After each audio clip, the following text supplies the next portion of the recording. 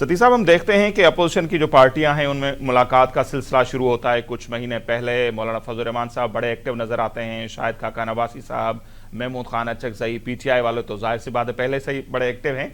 लेकिन आज ये जो इस्लामाबाद में कॉन्फ्रेंस हुई है, 2 दिन की कॉन्फ्रेंस है, पहले दिन ना तो मौलाना फजल रहमान साहब हमें नजर आए, ना ही JUI का कोई और रहनुमा हमें नजर आया। हम तो कराची में बैठे हुए हैं, जो हमारे पास इतला है।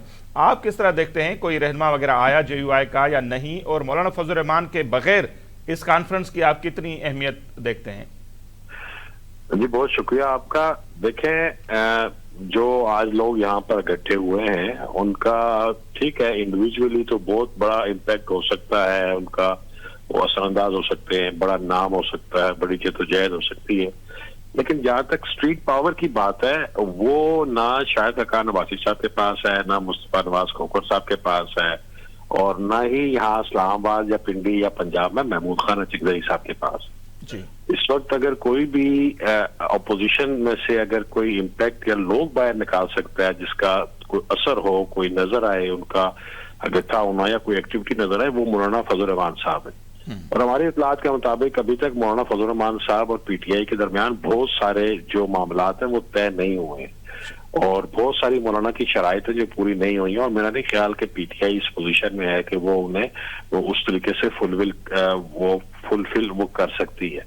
जब तक मौलाना नहीं आएंगे तो ये कुछ अपना सोशल मीडिया के ऊपर तो इम्पैक्ट डाल सकते हैं, लेकिन आप जो है हुक्मरानों को किसी तरीके से परेशानी में मुब्तला नहीं कर सकते, क्योंकि जिस होटल में ये हो रही है और जो ये उनका एक ऑडिटोरियम है, अगर आप वो देखें तो वहां पे कुल कैपेसिटी 150 बंदा जो है वो बैठ सकता है। तो ये 150 सीटें भी पूरी नहीं है, वो आधी हैं। तो वहां पे वर्कर कोई नहीं है, वो सारे कायदीन ही है। हाँ, मीडिया के 1-2 पर्सनैलिटीज बड़ी जो है वो वहां पर वो गई है, लेकिन जाहिर है मीडिया वाले लोगों का काम लोग इकट्ठे करना तो नहीं है ना। लेकिन अब हकीकत बात यह है कि PTI के अपने जो लोग हैं, अपने मुल्क भर में आप देख लें, सिंध हो, पंजाब हो, KPK हो, या इस्लामाबाद, आजाद कश्मीर या बलोचिस्तान, अब उनकी जब वो भी कोई भी कॉल देते हैं तो उस तरीके से वो कारकुन बाहर निकलते नहीं है। लामाला पंजाब में तो उनके लिए बहुत मुश्किलात हैं, इस्लामाबाद में तो बहुत मुश्किलात हैं। गुज़िश्ता 2 साल से मारे खा रहे हैं, गिरफ्तारियां हो रही हैं, पकड़ दकड़ हो रही है। तो जाहिर है ये लोग इसी मुआशरे का हिस्सा हैं। कोई नौकरी पेशा होगा, कोई छोटा मोटा कारोबार करता होगा, तो लोग कितना सरवाइव करेंगे। लिहाजा इन लोगों ने, हमने पहले भी एक दफा आपके प्रोग्राम में ये बात की थी कि PTI की नाकिस हिकमत अमली ने अपने वर्कर्स को थका दिया है, और बार बार उनको वो जो है वो कॉल दे के फिर नाकाम हुए, फिर लॉन्ग मार्च वो नाकाम हुए, फिर इस्लामाबाद में चढ़ाई वो भी नाकाम हुई। तो अभी तक तो कोई इसका इम्पैक्ट, हाँ आप इसको लाइव स्ट्रीमिंग कर सकते हैं, लेकिन इसका इम्पैक्ट बज़ाहिर कोई नजर नहीं आ रहा। सही। और देखा जाए सतीश साहब के कॉन्फ्रेंस में तो वैसे भी महदूद लोग ही आते हैं, ये जलसा तो है नहीं, कॉन्फ्रेंस है, और उसमें जाहिर सी बात है 150 या 100 जितने भी लोग आए वो तो एक अलग बात है। अच्छा, अब आ जाते हैं, जैसे आपने कहा कि मौलाना साहब के जो शराइत हैं वो PTI वाले नहीं मान रहे या बढ़ सकते, तो क्या शराइत मौलाना फजल रहमान साहब के आपके ख्याल में हो सकते हैं PTI से, जिनकी बुनियाद पर वो अब तक इस अलायंस का हिस्सा नहीं हो रहे?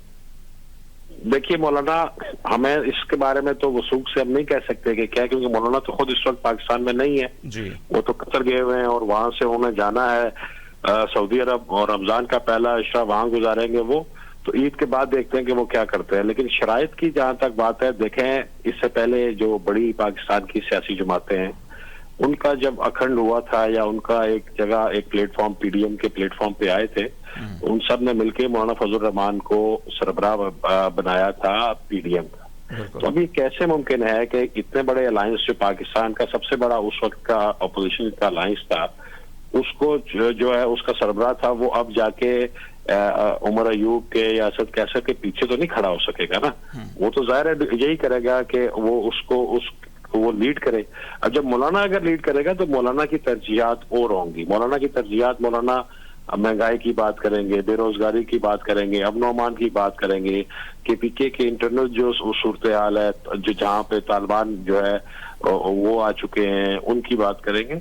मौलाना ये बात, अगर इमरान खान की रिहाई की बात तो नहीं करेंगे ना, मौलाना कोई उनके एजेंडे पे तो नहीं जाएंगे। तो ये बेसिक जो चीजें हैं वो हैं। और फिर अगर देखें ना, इस वक्त वो जो लोग, जो आपने कहा ना कि कॉन्फ्रेंस में थोड़े लोग होते हैं या ज्यादा होते हैं, सर इसमें से कोई एक बंदा भी आप बताएं जो आज तक तकरीर हुई है, मैंने भी सुनी है, आपने भी सुनी होंगी, इसमें आपके मेरे या 24 करोड़ अवाम के जो मसाइल हैं उनके वो हल के लिए क्या तजवीज आई है, क्या बात की गई?